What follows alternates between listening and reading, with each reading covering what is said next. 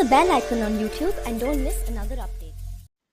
ஈரானோட அணு ஆயுத திட்டங்களை நிறுத்துறதுக்கு ஒரு சரியான சந்தர்ப்பம். இந்த தாக்குதலை காரணமா வச்சு அமெரிக்கா, இஸ்ரேல் தாக்குங்கிறதா ஊரறிஞ்ச உண்மை. ஆனா அமெரிக்காவை பொறுத்தவரையும் தாக்குதலை தள்ளி போட விரும்புறார்கள். அதுக்கு 2 காரணம் சொல்லப்படுது. ஒண்ணு பைடனோட எலெக்ஷன். இன்னொன்னு ஈரானும் கொஞ்சம் தயார் நிலையில இருக்கு. ஈரானோட ஆயுதங்கள் இஸ்ரேலை பாதிப்படைய வச்சிரும் அப்படின்னு சொல்லி அமெரிக்கா நம்புது. ஏறக்குறைய அதுவும் ஓரளவுக்கு உண்மைதான். காரணம் என்ன அப்படின்னா, சுமார் 320 ஏவுகணைகளை ஈரானை நோக்கி இஸ்ரேல் அனுப்புச்சு. எல்லாமே தடுக்கப்பட்டுச்சு. 1, 2 சேதாரம். ஆனா பெரிய லெவல்ல இல்லை. அதுக்கு அடுத்து 2 நாட்கள் கழிச்சு லெபனான் பகுதிகளில் இருந்து சில ஆளில்லா விமானங்கள் அனுப்பப்பட்டுச்சு. அந்த ஆளில்லா விமானங்கள் இஸ்ரேல்ல தாக்குதல் நடத்திடுச்சு. அதை நியூட்ரலைஸ் பண்ண முடியல. சேதாரம் அப்படிங்கிறது கணிசமான அளவு தான். அவங்க குறி வச்ச இடத்துல அந்த பேஸ் முழுமையா சேதாரம் அடைஞ்சிருக்கு. வீரர்கள் 20க்கும் மேற்பட்ட வீரர்களுக்கு பலத்த காயம் அப்படிங்கிற லெவல்ல இருக்கு. முதல்ல இஸ்ரேலுக்குள்ள ரொம்ப வெற்றிகரமா ஒரு ஆளில்லா விமானம் உள்ளுக்குள்ளேயே வந்துருச்சு. எந்த ஒரு ஏர் டிஃபென்ஸ் சிஸ்டமும் அதை வேட்டையாடல. எந்த ஒரு சிஸ்டம் கண்லையும் அது படல. இந்த அளவுக்கு சில டெக்னாலஜிகளை வருங்காலங்கள்ல ஈரான் பயன்படுத்தும். அதாவது நேரடியான யுத்தங்கள்ல ஈரான் பயன்படுத்தும். அதுக்கு தயார் நிலைக்கு நம்ம வரணும் அப்படிங்கிறது தான் அமெரிக்காவோட எண்ண ஓட்டம்.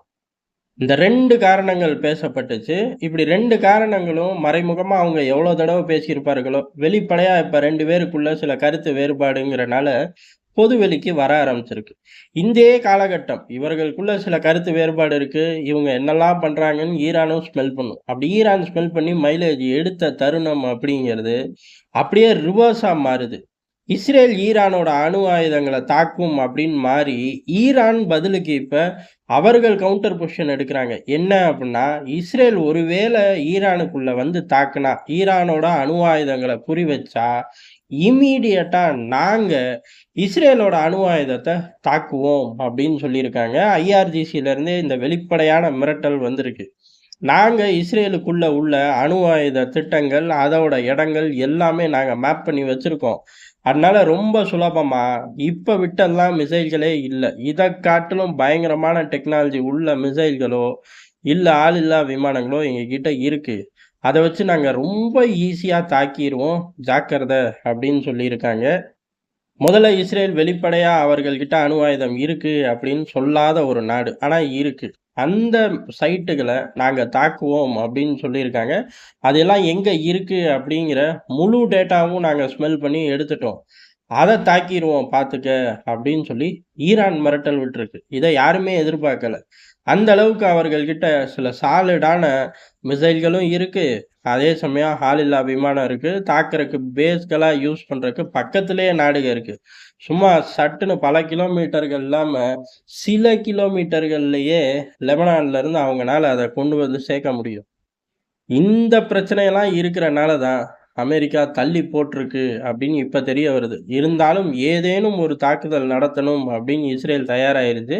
அது மேக்சிமம் ஈரானுக்குள்ள இல்லாம சிரியா போன்ற பகுதிகளில் நம்ம வேட்டையை ஆரம்பிப்போம். ஒரு பயலா சிக்காம போயிடப்போறான் அப்படின்னு இஸ்ரேல் சொல்லிக்கிட்டு இருக்கு. சொல்லும் போதே ஈரான் இவ்வளவு பெரிய ஒரு மிரட்டல்.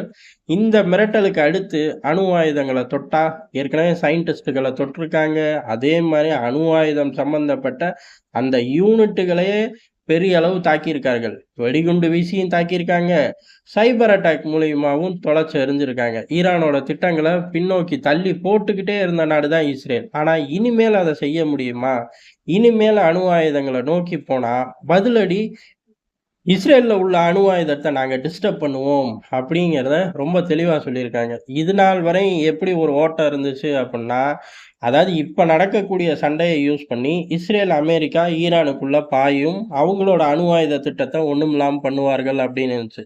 ஆனால் இப்போ நடக்கிற விஷயத்துல அப்படியே ஈரான் மைலேஜை எடுத்து உங்களோட அணு ஆயுத திட்டத்துக்குள்ள நாங்கள் பாயுவோம் அப்படின்ட்டாங்க. இப்போ 2 பேருமே சம பலத்தில் இருக்கிற மாதிரி காய்களை நகர்த்த ஆரம்பிக்கிறாங்க. இதுக்கு காரணம் என்னன்னா, அமெரிக்கா வெளியில இருக்கு. இஸ்ரேல், ஈரான் அப்படின்னு 2 நாடு மட்டும் காய்களை டக்கு டக்குன்னு நகர்த்திக்கிட்டு இருக்காங்க. அமெரிக்கா உள்ளுக்குள்ள வரல. அமெரிக்கா உள்ளுக்குள்ள வரும்போது சமபலம் அப்படிங்கிறது மாறும். அமெரிக்கா உள்ள வந்த அப்பாடு வேற பிளேயருங்க வரவே மாட்டாங்கன்னு சொல்ல முடியாது. அப்படி வேற பிளேயருங்க அந்த சைடு ரஷ்யா போன்ற நாடுகள் வந்துருச்சுன்னா, மீண்டும் பலம் அப்படிங்கிறது சரிக்கு சமமா வரும். ஆக மொத்தம் ஒரு பெரும் யுத்தத்துக்கு உலகம் தயாராகிக்கிட்டு இருக்கு.